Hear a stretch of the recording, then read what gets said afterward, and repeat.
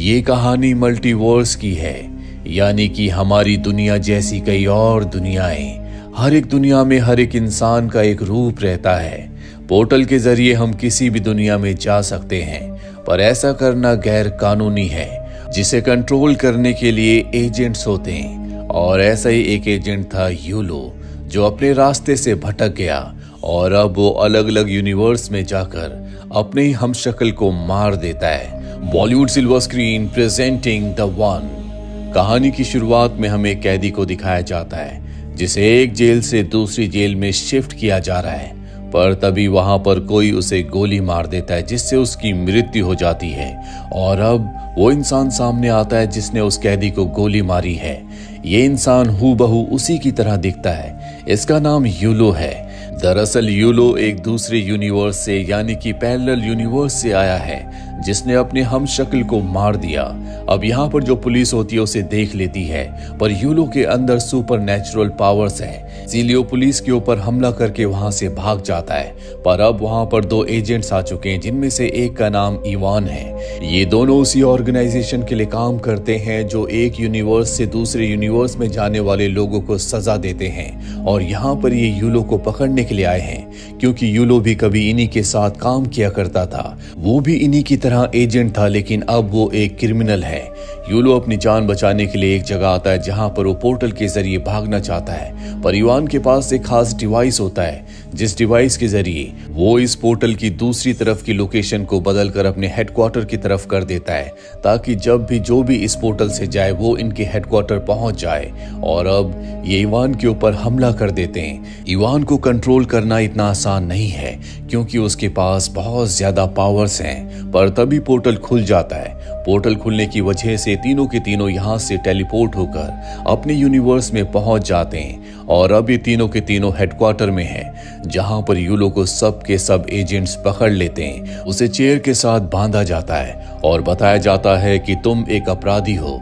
तुम 123 अलग अलग यूनिवर्स में गए, जहां जाकर तुमने अपने हर एक अलग रूप को मार दिया। तुम एक कातिल हो और अब तुम्हें सजा के तौर पर हेडीज यूनिवर्स में भेजा जाएगा, जहां पर खूंखार कैदियों को भेजा जाता है। तुम्हें अपनी बाकी जिंदगी अब उसी यूनिवर्स में बितानी होगी। इसके बाद यूलो को एक सेल में बंद कर दिया जाता है, जहां पर उससे मिलने इवान का पार्टनर दूसरा एजेंट आता है, जो यूलो से कहता है कि तुम पहले हमारे साथी थे और अब तुम क्रिमिनल बन गए। तुम एक कातिल हो। तुम दूसरे यूनिवर्स में जाकर अपने रूप को क्यों मारते हो? यूलो बताता है कि जब मैं अपने हमशक्ल को, अपने रूप को दूसरे यूनिवर्स में जाकर मारता हूँ, तो उसकी शक्तियां मेरे अंदर आ जाती हैं। इसीलिए मैं बहुत शक्तिशाली बन चुका हूँ। और अब एक आखिरी यूनिवर्स बचा है, जहां पर मेरा एक और रूप है। उसे मारकर मैं दुनिया का सबसे शक्तिशाली इंसान बन जाऊंगा। मेरा मुकाबला कोई नहीं कर पाएगा। मैं ईश्वर के समान हो जाऊंगा।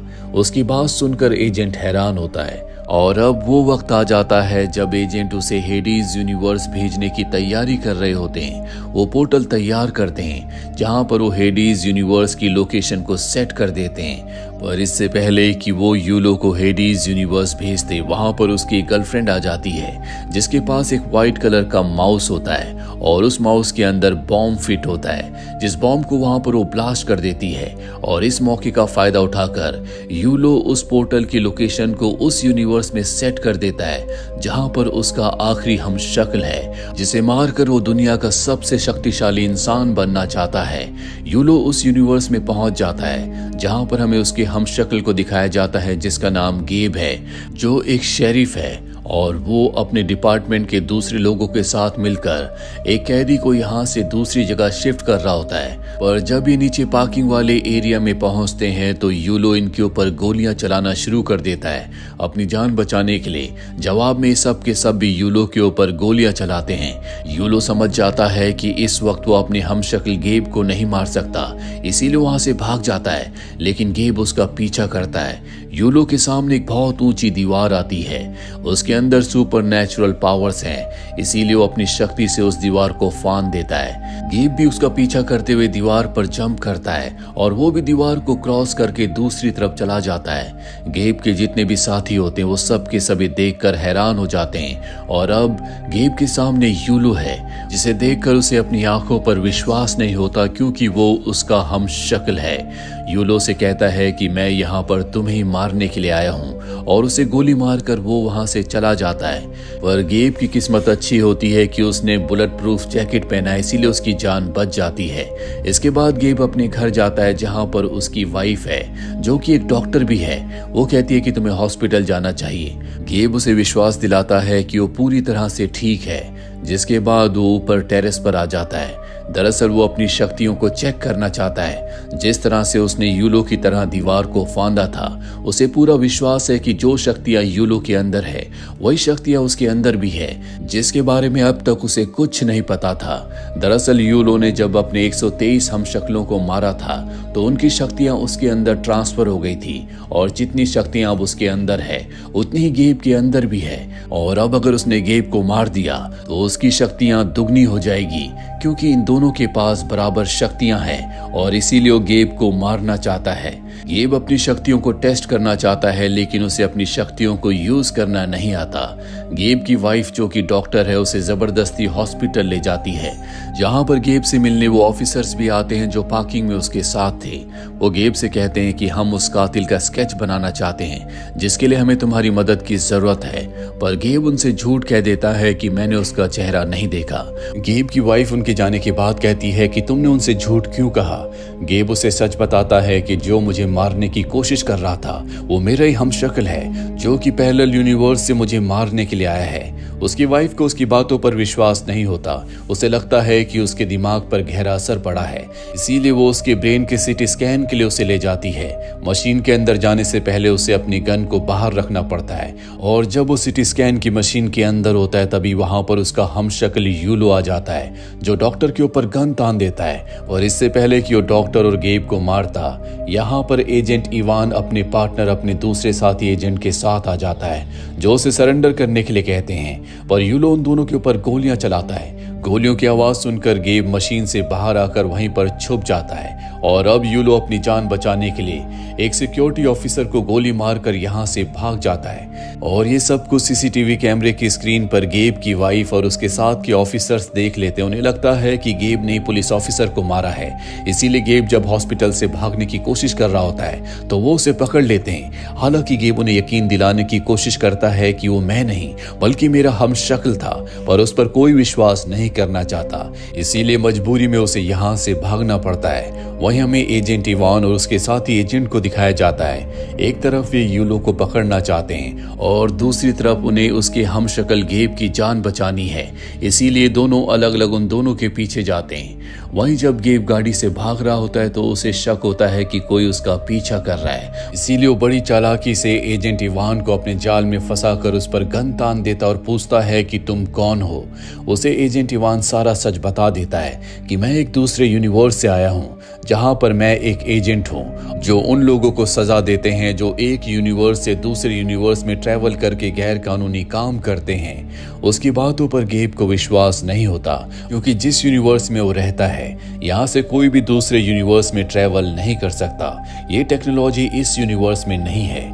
वहीं हमें एजेंट इवान के दूसरे साथी एजेंट को दिखाया जाता है जो यूलो के पीछे गया है। वो यूलो तक पहुंच जाता है और यूलो उससे बहुत शक्तिशाली है, इसीलिए वो उसे मार देता है। एजेंट इवान को पता चल जाता है कि उसका साथी मारा जा चुका है, इसीलिए अब वो गेब से कहता है कि मेरे साथी को उसने मार दिया और अब तुम ही अपने हमशक्ल यूलो को पकड़ सकते हो क्योंकि तुम्हारे पास उसके बराबर शक्तियां हैं। गेब उसकी मदद करने के लिए तैयार हो जाता है। वहीं गेब की वाइफ अपने घर आती है, उसके साथ पुलिस ऑफिसर्स भी हैं क्योंकि उन्हें पूरा विश्वास है कि गेब अपने घर वापस जरूर आएगा।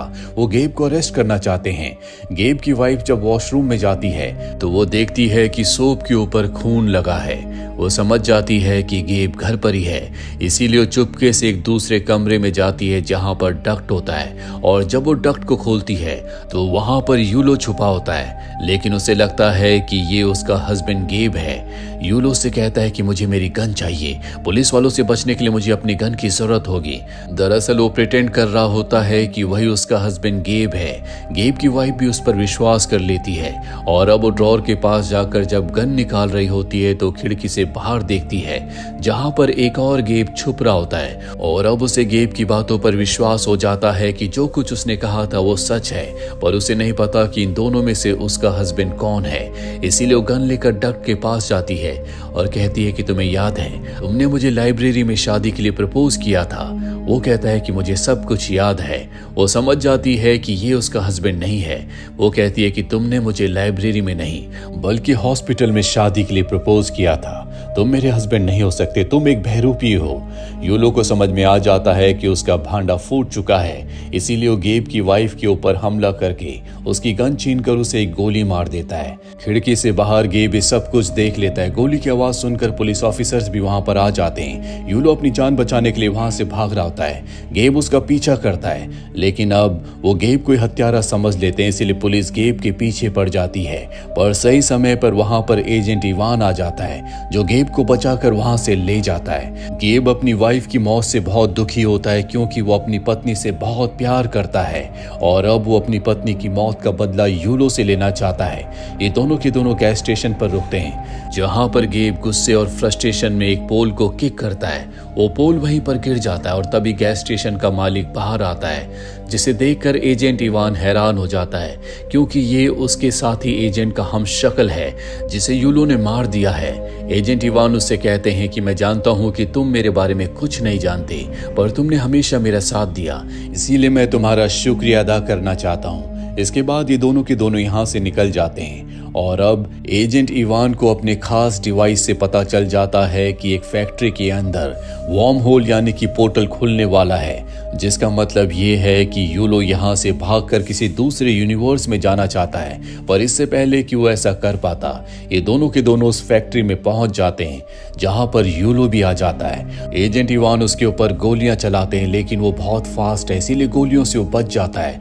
जिसके बाद यूलो एक बॉम्ब को एक्टिवेट कर देता है। बॉम्ब से बचने के लिए दोनों के दोनों छुप जाते हैं। ब्लास्ट होने के बाद जब ये बाहर निकलकर एक बार फिर से यूलो को ढूंढना शुरू कर देते हैं तो यूलो एजेंट इवान के ऊपर हमला कर देता है। वो उन्हें बहुत बुरी तरह से मार कर ऊपर से नीचे फेंक देता है, पर एजेंट इवान की किस्मत अच्छी होती है कि वो बच जाते हैं और अब यूलो के सामने गेब आता है। इन दोनों के अंदर बराबर शक्तियां हैं, लेकिन गेब को अपनी शक्तियों को इस्तेमाल करना पूरी तरीके से नहीं आता, इसीलिए यूलो उस पर पूरी तरह से हावी हो जाता, वो जमीन पर गिर जाता है और तभी वो देखता है कि उसकी उंगली में उसकी वेडिंग रिंग नहीं है।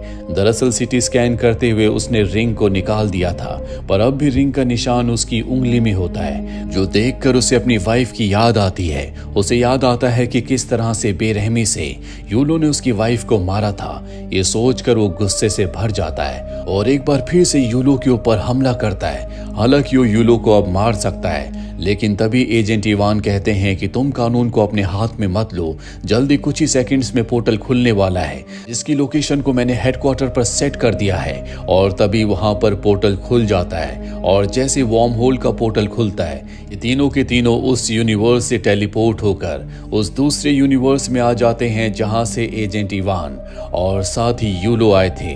और इस यूनिवर्स में पहुंचने के बाद बड़ी चालाकी से यूलो अपने आप को गेब साबित कर देता है और गेब को पकड़ लिया जाता है, उसे चेयर के साथ बांध दिया जाता है और अब उसे टेलीपोर्ट करके उस दूसरे पैरेलल यूनिवर्स में भेजा जा रहा है जिसका नाम हेडीज है, जहां पर खूंखार कैदी रहते हैं। पर इससे पहले कि वो ऐसा कर पाते, एजेंट इवान उसकी उंगली पर देख लेते हैं जहां पर रिंग का निशान होता है। वो समझ जाते हैं कि ये गेब है, इसीलिए सबको रोकते हैं और कहते हैं कि असली यूलो ये है। जिसके बाद असली यूलो को उस चेयर के साथ बांधकर टेलीपोर्ट करके हेडीज यूनिवर्स में भेज देते हैं और अब ये गेब को भी उसके यूनिवर्स में भेजना चाहते हैं। पर तभी एजेंट इवान कहता है कि अगर हमने इसे इसके यूनिवर्स में वापस भेजा तो वहां पर इसे कातिल समझकर मार दिया जाएगा, इसकी बातों पर कोई विश्वास नहीं करेगा, हमें इसे किसी दूसरे यूनिवर्स में भेजना होगा।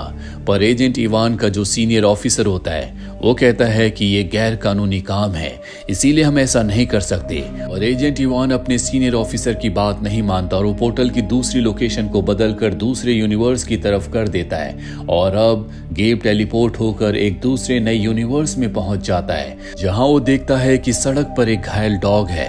वो उस डॉग को उठाकर डॉग क्लिनिक ले जाता है, जहां पर वो डॉक्टर से मिलता है और देखकर हैरान हो जाता है कि ये उसी की वाइफ का दूसरा रूप है जो इस यूनिवर्स में है। हालांकि उसकी वाइफ इस यूनिवर्स में उसे नहीं पहचानती, पर उसे देखकर वो बहुत खुश हो जाता है, क्योंकि एक बार फिर से उसने अपनी वाइफ के दूसरे रूप को पा लिया है। वहीं हमें हेडीज यूनिवर्स में यूलो को दिखाया जाता है, जिसके सामने खूंखार कैदी हैं। उन सब से कहता है कि मैं तुमसे बहुत शक्तिशाली हूँ, मैं तुम्हारा ईश्वर हूँ। पर उन कैदियों का भी उसी की तरह शैतानी दिमाग है, इसीलिए वो उस पर हमला करके उससे लड़ना शुरू कर देते हैं। इसी के साथ ही फिल्म ये कहानी यहीं पर खत्म हो जाती है। उम्मीद करते हैं कि ये कहानी आपको पसंद आई होगी।